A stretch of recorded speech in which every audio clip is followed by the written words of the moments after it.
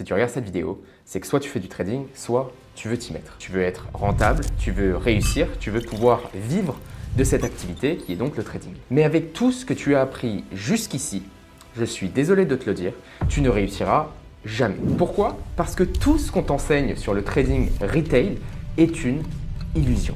C'est juste pas vrai. L'analyse technique, les nouveaux concepts révolutionnaires qui popent tous les 2-3 ans, les sociétés MLM, les vendeurs de signaux, les brokers. Et si je te disais que tout ça, c'était un système entier conçu pour te faire perdre. Et donc aujourd'hui, dans cette vidéo, je vais te montrer exactement comment ce système fonctionne et pourquoi tout est fait pour que toi, trader retail, perdes ton argent. À travers cette vidéo, tu vas aussi comprendre pourquoi l'analyse technique est autant mise en avant partout en ligne pour les traders particuliers. Je vais être honnête avec toi, il se peut que cette vidéo te dérange, voire même te mette en colère, parce que tu vas comprendre que tout ce que tu pensais savoir était complètement faux. Et évidemment, je vais toujours te le prouver. Cette vidéo sera la vidéo la plus importante que tu verras dans ta carrière de trader. Donc prépare-toi et sans plus attendre, allons plonger dans la face cachée du trading retail. Alors, dans un premier temps, avant même de te partager toutes mes recherches, il faut d'abord revenir à la base. On a des traders. Les traders sont obligés de passer par des brokers.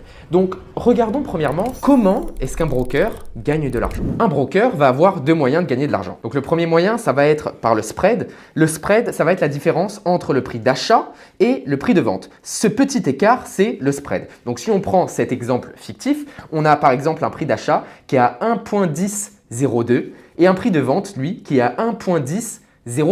Donc, un spread de 2 pips. Et suivant la taille de ta position, ce 2 pips représente plus ou moins d'argent. Et ça va être un gain fait par le broker. Si tu vois notamment sur tes plateformes, tu vas généralement avoir ça. Donc là, encore une fois, on a le prix d'achat et on a le prix de vente. Donc, dès que tu rentres dans une position, tu es en perte par rapport à la différence du prix d'achat et du prix de vente. Ce spread est encaissé par le broker. Maintenant, son deuxième moyen de faire de l'argent, c'est par les commissions. Ces commissions qui peuvent être soit en pourcentage ou en dollars. Jusqu'ici, très bien. L'objectif d'un broker, en voyant ça, qu'est-ce qu'il nous faut pour faire un maximum d'argent? Évidemment, si on gagne de l'argent sur les spreads ou bien sur les commissions, il faut du volume et il faut de la fréquence. Donc, il faut que les traders tradent le plus souvent possible. Donc, leur business model repose sur ton activité et non pas ta rentabilité. Maintenant, les brokers, à force d'être dans ce business, sont venus à un constat flagrant. 80% des traders particuliers